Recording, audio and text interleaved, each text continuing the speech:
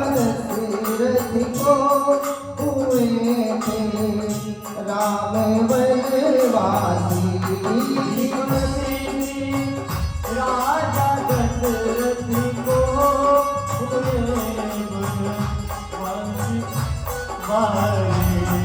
वो राजा दशरथ जिनके दो बेटे जब विश्वामित्र मांगने आए ना, तो कहने लगे प्रभु सब कुछ मांग लो लेकिन ये दो बेटे नहीं दूंगा।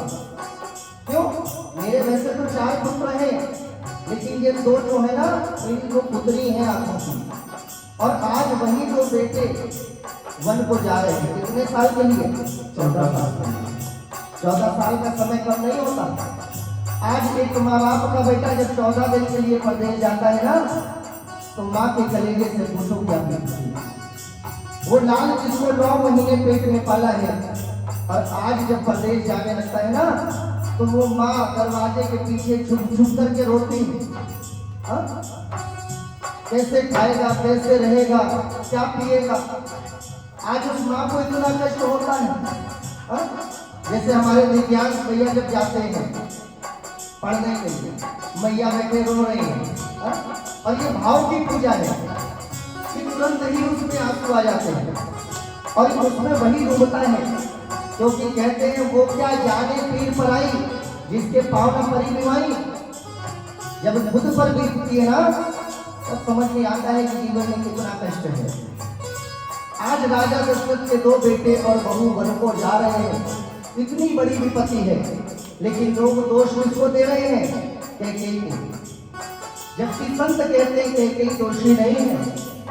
अरे कैकेयी तो वो माँ है जिसने अपने पुत्र के लिए अपने ऊपर कलंक को ले लिया। कथा आपने सुनी होगी कि राम ने स्वयं कहा माँ तू मेरे लिए क्या कर सकती है। कैकेयी कहने लगी बेटा तो कहे तो जान दे दो। राम कहने लगे माँ जान नहीं देनी है, तुझे मेरे लिए ऐसा कार्य करना है जिससे भविष्य में तुझे कलंक लगेगा। स्वीकार है। देखिए कैकेयी का चरित्र। लोग कहते हैं कैकेयी बुरी थी इसलिए आज तक लोग कैकेयी नहीं का नाम नहीं रखते अपनी बेटी का। लेकिन हमारे गुरुजी कहते हैं कैकेयी होना साधारण नहीं है। कैकेयी के बराबर हो पाना ही साधारण नहीं है, क्योंकि कैकेयी कोई साधारण स्त्री नहीं है। राम की माँ है जिसने राम के कहने पर अपने ऊपर कलंक ले लिया। ये राम जी के वरदान देगी माँ, समय आने पर तुमको पिताजी से 2 वरदान मांगने हैं।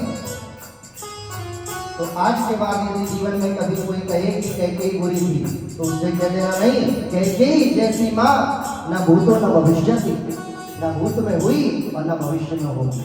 इसीलिए क्या कहना है, विपत्ति थी राजा दशरथ को हुए थे राम वनवासी। विपत्ति राजा दशरथ को हुए राम वनवासी। दोष है धरती को मत देना, दोष है धरती को मत देना। विपत्ति सब को सताती है, दोष है कई को मत देना। विपत्ति सब को सताती है। विपत्ति से आए मत मारो, विपत्ति सब को। हेलो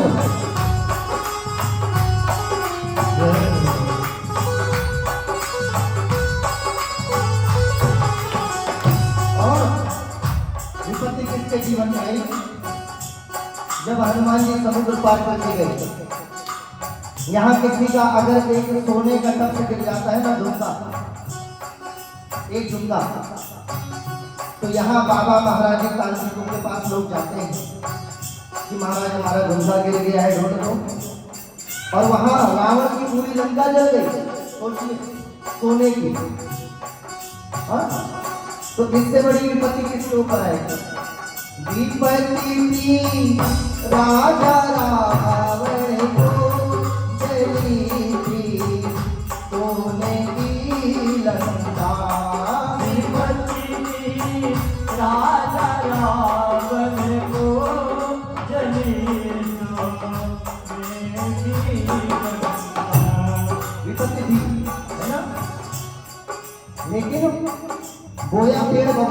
आप कहाँ से पाए?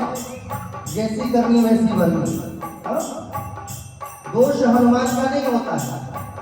सुंदरकांड में जब चौपाई आती है ना कि आज जब हनुमान जी लंका जला करके चले गए तो रावण एक दिन अपने लंका की छत पर पड़ा और चारों तरफ देख रहा है। तब तक मंदोदरी आ गई। स्वामी क्या हुआ? रावण कहने लगा अभी भी कुछ होना बाकी है क्या? हाँ? मेरी लंका जल गई और अभी पूछ रही हो क्या हुआ? हाँ? इससे ज्यादा क्या होगा? तो रावण कहने लगा क्या? देखिए कल से इन लोगों की फिल्मी दर्द सुन करके भैया लोग की हमारे दिल में कुछ आया कि हम भी चलिए कोई बना देते हैं। तो रावण कह रहा है क्या?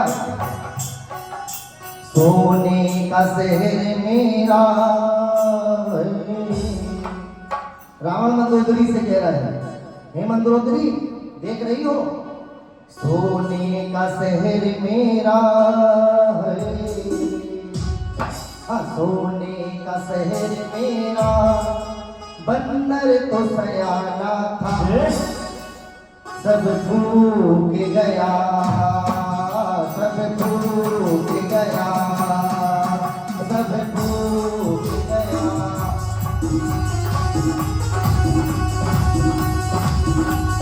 सोने का शहर मेरा सोने का शहर मेरा बंदर तो सयाना था सब भूख गया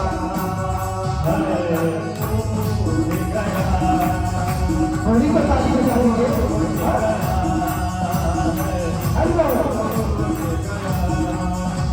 वो सब भूख गया सब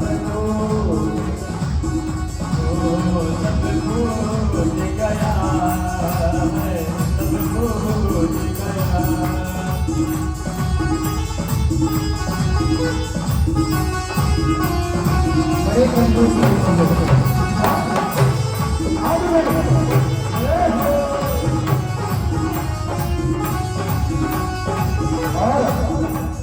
मंदोदरी कहने लगे स्वामी अभी तक जब मना कर रहे थे ना ये साधारण बंदर नहीं है राम साधारण नहीं है सीता को वापस कर दो तब तो समझ में आया नहीं। तो आज मंदोदरी भी कहने लगी क्या करे